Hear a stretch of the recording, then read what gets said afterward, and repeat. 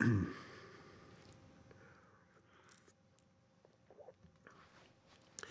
afternoon, everyone. Thank you for attending our news conference today. Earlier this year, we launched our Better Education Starts Today strategy with the goal of improving Manitobans' education system and improving student success. We want to make sure that our students are prepared for a bright future on the global stage. By doing this, our government is engaging all Manitobans and asking to bring their ideas to the table and provide insights on how we can accomplish this through this undertaking. Transforming education does not happen overnight, and it is necessary to have the proper dialogue. We've been encouraged by the response we've received from our parent engagement and teacher listening tour. And now the conversation continues with those who are at the forefront of our strategy, students. So today, I'm pleased to announce the members who will make up our Student Advisory Council. Establishing the Student Advisory Council is one of the priority actions in our Better Education Starts Today strategy.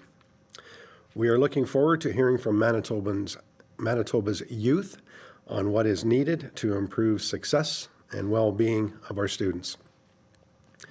Student Council members will provide insights and advice on issues and topics that are current and emerging for Manitoba kindergarten to grade 12 students. Out of 200 students, 30 have been chosen to participate and help address the challenges they and their peers face on a daily basis in the classroom and in the hallways. These students come with diverse interests, identities, backgrounds, and perspectives from across the province, including Indigenous, French language, LGBTQ, visible minority students, and students with disabilities.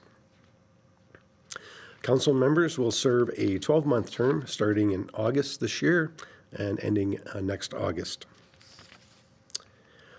I certainly look forward, and I know our government staff look forward to engaging with these students, and we look forward to have them provide input to us. With that, I'll take your questions. Thank you, Minister. A reminder to our reporters on the line, you will have one preliminary and one follow-up question. Up first this afternoon from the Winnipeg Sun, Josh. Good afternoon, Minister. Josh Aldridge, Winnipeg Sun. How exactly were these students chosen? Who chose them and decided this student over this student? If there were about 200 applications, how did you whittle it down to the 30? Yeah, thanks, Josh. So we did have 200 applications, and there was a form provided. We engaged through our department primarily, looked at the applications. We were looking for diversity, as I mentioned, and also we wanted to make sure we had representation from across the province as well. We did get some advice from our ABC, or Agency Boards and Commission people that do this process on a regular basis, so we did have input from them as well, but was primarily evaluated from within the department. And the question, I think for a lot of people, they wonder, okay, I'll speak, but will they actually listen or put into play what I talk about? What assurances are there that this engagement, that this feedback that you get from the students will be put to good use when it comes to implementing the best strategy? How much are you actually going to take from what they provide you? Yeah, I appreciate that. And I guess, you know, we embarked on the K-12 review for a purpose. And the purpose is about improving student success. And quite frankly, I think it's critical that we engage with students on that, you know, to make sure that we fully appreciate what they need and what they're trying to accomplish. And I think it's critical. And really, it is a journey. Our strategy is a journey. We've indicated it's probably a 5-year process.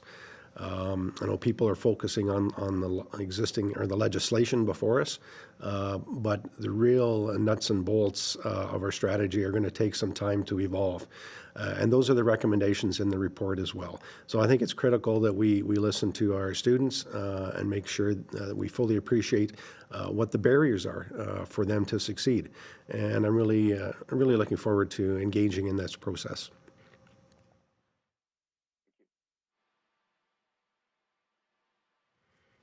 From CBC Radio Canada, Julien. Hello, Mr. Cullen. Could you maybe specify what kind of insight are you expecting from those students? I'm sorry, could you repeat that question? Yes, I'm just wondering specifically what kind of insights do you expect those students to bring to the table? Okay. So in terms of topics, actually they've expressed through their application some topics, and I would say timely topics. Certainly, mental health came to the front. I think obviously recognized with COVID, mental health are going to be a challenge, not just for the short term, but potentially for the long term. They raised topics such as diversity and inclusion.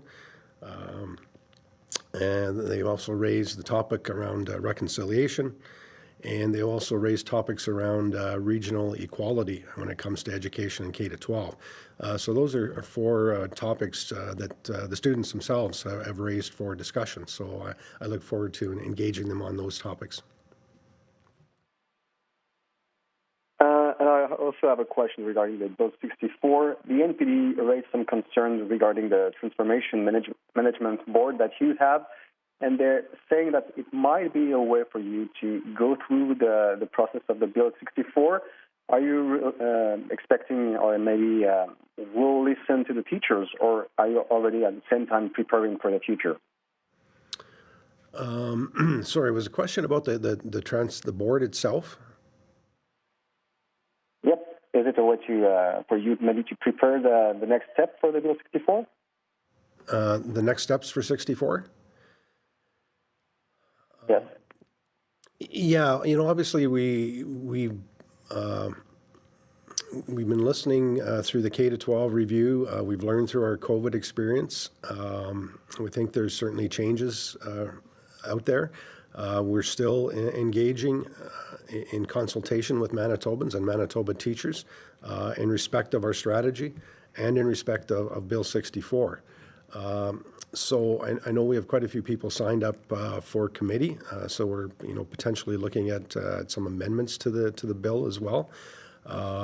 So there will be further discussion throughout the summer and certainly into the fall when the bill comes up for debate when the session resumes.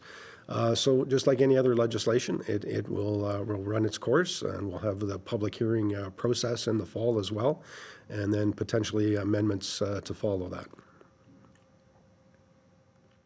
From CBC Manitoba, Ian. Good afternoon, Mr. Cullen.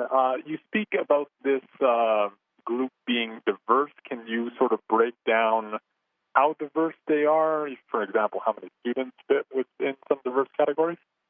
I can't speak to the specifics, but we could break that down for you. But certainly the diversity was something that was, when we reviewed the applications, was front and center for us.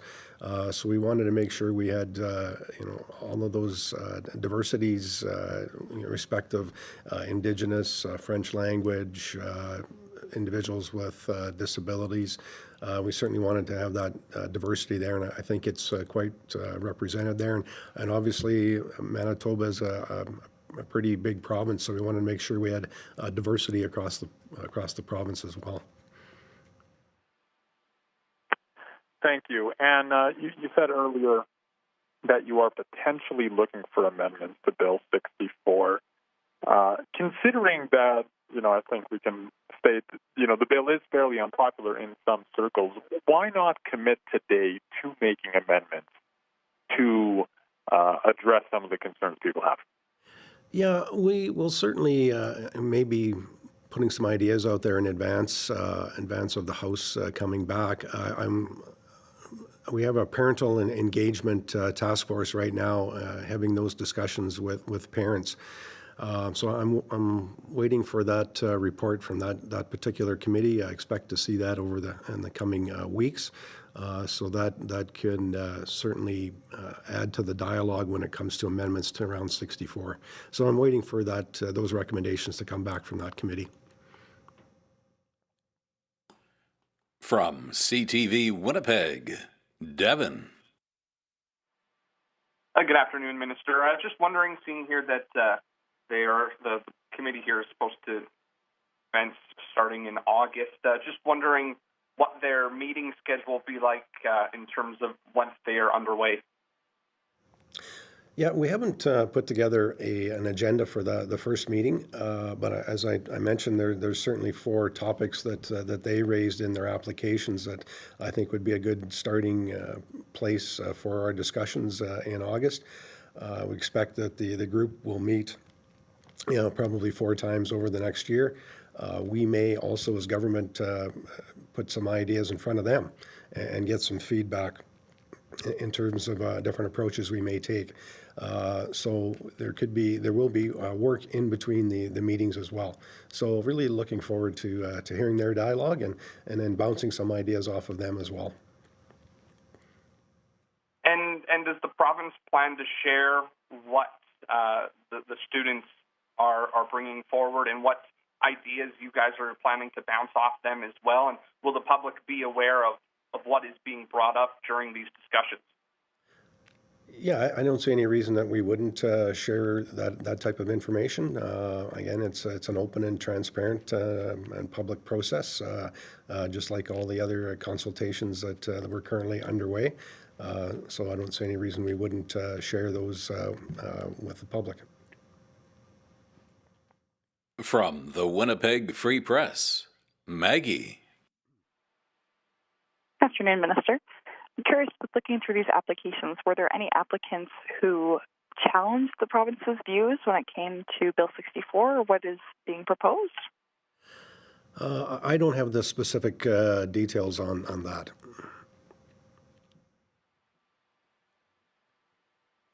All right. On the best strategy, I know there are a number of priority actions. Obviously, this was one of them. But I'm curious, as your term as education minister, what are your key priorities with the best strategy? What do you want to get done?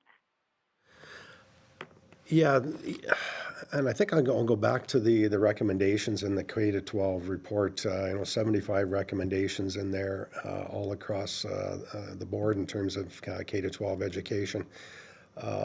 And we are addressing a lot of them in the best strategy. Some of those goals were obviously lofty goals, but did not provide us a roadmap on how to accomplish those. And that's really important, I think, is to lay out a roadmap in terms of how we're going to accomplish those goals. And I'll speak to the poverty and education component is certainly one that was raised. You'll be hearing more shortly in terms of our approach to dealing with that. The differences in Indigenous education clearly were an important part of the recommendations going forward, and I think that's going to be pretty critical going forward as well. The curriculum, again, we haven't had a thorough review of the curriculum for 25 years. We're getting very close to finalizing the curriculum review team. I think that will be a critical conversation going forward as well. So, and the other thing too, which is going to be take a little bit of time to fix, is our really complicated funding formula. So we'll get a team together to try to address that really complicated funding formula. So I think those are sort of the topics that I would view that we're going to try and tackle early on. From Global, Rosanna. Hi, Minister. Thanks for taking our questions. So thinking ahead to the fall here, what specific work on ventilation and school repairs to increase airflow are happening this summer ahead of September, and are they being prioritized? Sure, that might be a question better directed to Central Services, who are responsible for the property. I do know we have certainly ongoing maintenance. We have budgeted for that. We could probably provide the list of what we're doing in terms of maintenance and upgrades. We have added $100 million of capital in our budget this year to address such things as ventilation, and of course the 20 new schools that we're building as well. Thank you. And what do you say to those who are concerned and frustrated to hear about the Education Transformation Management Board meetings and the people in it? So what specifically is the province trying to achieve with the meetings right now in advance of the presentations this fall? Yeah, this is the same approach that we've taken with our Health Transformation Committee. So these are internal stakeholders that are involved at different levels of management within government. Obviously, as we go through transformation, it has an impact all across government. So I think it's important that those senior managers are aware of the transformation, the process that we're going through. Obviously, the key players are at the table meeting regularly in terms of our journey on this transformation. And it's certainly not a new approach, and I think it's a common sense approach. So when it comes to the actual Provincial Education Authority Board, that's clearly laid out in legislation, what diversity we will be looking for when it comes to actually appointing that board. That board and those appointments will go through our regular agencies, boards, and commissions process. We'll vetted through that process, and then ultimately that board will be appointed by Cabinet. Our final reporter this afternoon, Mr. Minister, from the Brandon Sun, Kyle. Good afternoon, Minister. You mentioned before that you guys went out of your way to make sure that a large amount of students were represented in this council in terms of diversity. I was wondering what the kind of regional breakdown of the council members is, just, for someone like myself who lives in the West Van area. I was just kind of curious about that. Yeah, sure. I don't have that off the top of my head, but we'll endeavor to get you that information very shortly. Thank you. And is the total number of students, is it 29 or 30? I just wanted to clarify that. I will just clarify, it will be 30. We just had a last minute change, so we'll be looking to fill that one. So there will be 30 members of the council. Thank you. Thank you, Minister. Thanks, everyone. This concludes our media briefing.